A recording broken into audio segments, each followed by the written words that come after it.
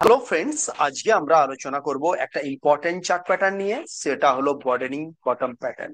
এটা mainly trend reversal pattern, অর্থাৎ market যখন নিচের দিকে নামছিল তখন এই প্যাটার্নটা ঘোরার শুরু হলো। এবং তার মানে হচ্ছে যে এটা মার্কেটে এখানে বটম ক্রিয়েট করে এবং আবার তারপরে দিকে উঠতে পারে। মানে একটা ডাউন ট্রেন্ড চলছিল এবং সেখানে একটা বটম ক্রিয়েট হলো এবং তারপরে ওটা একটা রিভার্সাল তৈরি হবে। চলুন পুরো প্যাটার্নটাকে একটু ভালো করে জেনে নিই। প্যাটার্নটা স্ট্রাকচারটা কি, বার্ডেনিং বটম প্যাটার্নটা দেখতে কেমন, প্রথমে আগে আমাদেরকে এটা জানতে হবে যে প্রাইসের শুরুতে লোয়ার লো এবং লোয়ার হাই করতে করতে নিচে নামতে থাকে। ঠিক আছে, লোয়ার লো এবং প্রাইসটা শুরুতেই, যেমন যদি আমরা এখানে বলি এইটা একটা, এটা এটা এটা এটা এটা একটা উপর থেকে, এটা একটা নিচে নামছে। ঠিক আছে, যেখানে লোয়ার লো এবং লোয়ার হাই বানাতে বানাতে নিচে নামতে থাকে এবং তারপর স্লোলি স্লোলি প্রাইসটা হায়ার হাই এবং হায়ার লো করতে শুরু করে। কি করতে থাকে? হায়ার হাই, যেমন এখানে হায়ার হাই। ঠিক আছে, এবং লোয়ার এবং হায়ার লো এবং হায়ার লো আমাদেরকে দেখতে পাচ্ছি করে।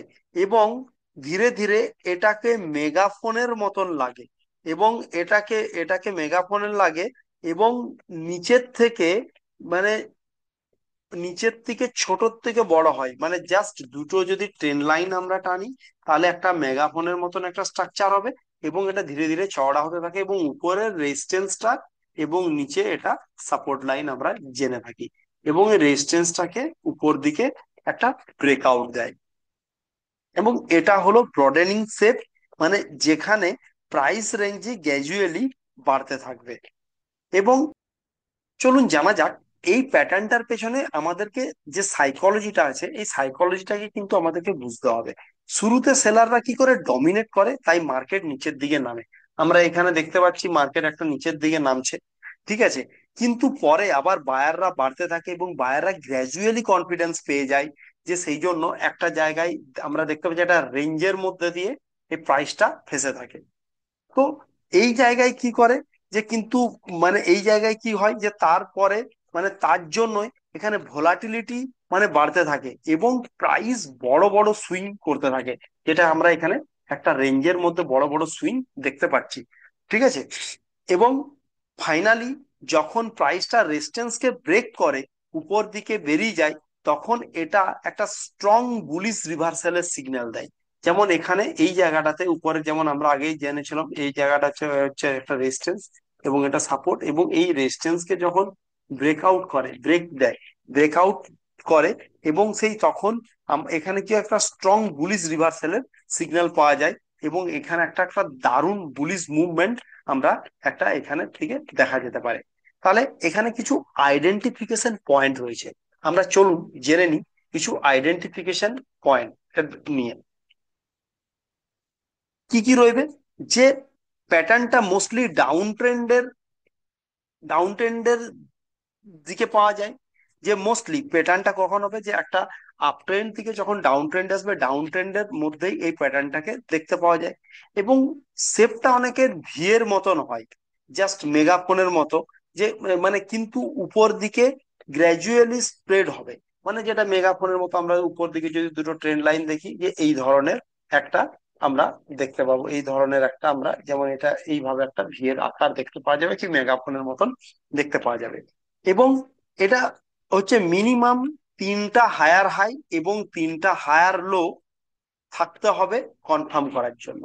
তিনটা হায়ার হাই বা তিনটা হায়ার লো, মানে এরকম একটা দুটো তিনটে এবং একটা দুটো তিনটে, এই ধরনের আমাদেরকে মিনিমাম থাকতে হবে, তিনটে হায়ার হাই এবং তিনটে হায়ার লো থাকতে হবে, এটা এই এই প্যাটার্নটাকে কনফার্ম করার জন্য। এবং ভলিউম ইউজুয়ালি ব্রেকআউটের সময় ইনক্রিজ করে। এখানে যখনই ব্রেকআউট করবে, এই যে আমরা এখানে যে উপরের রেজিস্ট্যান্সটা দেখতে পাচ্ছি, নিচে সাপোর্টটা, এটাকে যখনই ব্রেকআউট করবে, এই জায়গাটাতে যখন এটা ব্রেকআউট হবে, তখন এখানের যে ভলিউম বার গুলো আছে, এগুলো আমাদের বড় বড় একটা বার আমরা দেখতে পাবো। এটা কিন্তু কনফার্ম করার একটা আইডেন্টিফিকেশন। এবং যখন এই ধরনের প্যাটার্ন আমরা আইডেন্টিফাই করে নিলাম, তখন আমাদের ট্রেডিং স্ট্র্যাটেজিটা কি থাকবে? চলুন জেনে নিই ট্রেডিং স্ট্র্যাটেজি। ট্রেডিং স্ট্র্যাটেজি, যে কোনো ট্রেডিং স্ট্র্যাটেজিকে জানতে গেলে আমাদের তিনটে জিনিস দেখতে হবে: এন্ট্রি পয়েন্ট, এসএল পয়েন্ট, আর টার্গেট। আমাদের এই তিনটে জিনিস আমাদেরকে জানতে হবে। যে প্রথমে আমরা কি দেখবো, যে যখন প্রাইস উপরে রেজিস্ট্যান্স লাইনকে ব্রেকআউট করে, তখন আমরা একটা এন্ট্রি নিতে পারি। মানে কোন জায়গাটাতে এন্ট্রি নিব? এরকম জায়গায় আমরা একটা এন্ট্রি নিব। এখানে যেমন এইটাই দেখতে পাচ্ছি, এখানে একটা ব্রেকআউট দেখতে পাচ্ছি, তারপর এখানে রিটেস্ট করে আবার একটা ভালো মুভ দেখতে পাচ্ছে। এটা একটা স্ট্রং ব্রেকআউট এবং স্ট্রং আপসাইড মুভমেন্ট হতে পারে, কারণ রিটেস্টের পরে এই মুভমেন্টটা আমরা আবার দেখতে পাচ্ছি। এবং এখানে এসএল কি হবে? লাস্ট সুইং এর লো এর নিচে দিকে। লাস্ট সুইং এর নিচে, লো এর নিচে মানে হচ্ছে এই যে এরকম জায়গা থেকে আমরা এসএল মোটামুটি ভাবে নেওয়া যেতে পারে এই জায়গাটাতে। ঠিক আছে। এবং টার্গেট কি হতে পারে? যে প্যাটার্নটার হাইট, অ্যাপ্রক্সিমেটলি মুভ মুভ করতে পারে। যে যদি আমরা ধরি এটা 20 পয়েন্ট বা 30 পয়েন্টের একটা হাইট হয়, তাহলে এই জায়গাতেও আমরা কিন্তু টার্গেট ওয়ান, ওটাকে আমরা একটা এজুম করতে পারি যে এই টার্গেট হতে পারে। এই ট্রেডিং স্ট্র্যাটেজির মধ্যে সব থেকে যেটা ইম্পর্টেন্ট হলো, এই ধরনের প্যাটার্ন পেয়ে গেলে আমরা কি ধরনের ট্রেড নিতে পারি। প্রথমে নিতে পারি ইন্ট্রাডের জন্য আমরা একটা একটা যেটা বাই করতে পারি, এবং বাই করে রাখতে পারি, এবং তার একটা টার্গেট ইন্ট্রাডেতে যদি আমরা টার্গেট পেয়ে যাই, তাহলে আমরা ইন্ট্রাডেতে এটাকে সেল আউট করে আমরা প্রফিট বুক করতে পারি।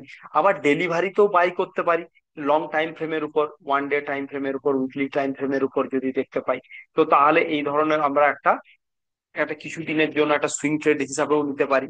আবার ফিউচারকেও বাই করতে পারি, আবার কলকেও বাই করতে পারি, এই ধরনের যখন আমরা প্যাটার্ন দেখতে পাবো। তো তাহলে আমরা কি বুঝলাম? So friend, broadening bottom pattern একটা পাওয়ারফুল বুলিশ রিভার্সাল সিগন্যাল দেয়। যদি এটা একটা প্রপারলি ভাবে আমরা বুঝতে পারি এই প্যাটার্নটাকে, তাহলে একটা ভালো প্রফিট অপরচুনিটি আমরা এখান থেকে একটা ক্রিয়েট করতে পারি। তাহলে ভিডিওটা যদি ভালো লাগে, লাইক এবং শেয়ার করতে ভুলবেন না। এবং আপনি যদি আমাদের এই চ্যানেলে নতুন হন, তো অবশ্যই চ্যানেলটা সাবস্ক্রাইব করে রাখবেন, এবং কমেন্টসে অবশ্যই জানান যে নেক্সট ভিডিওটা কোন প্যাটার্ন নিয়ে আপনি দেখতে চান। Thank you. জয় হিন্দ, জয় ভারত।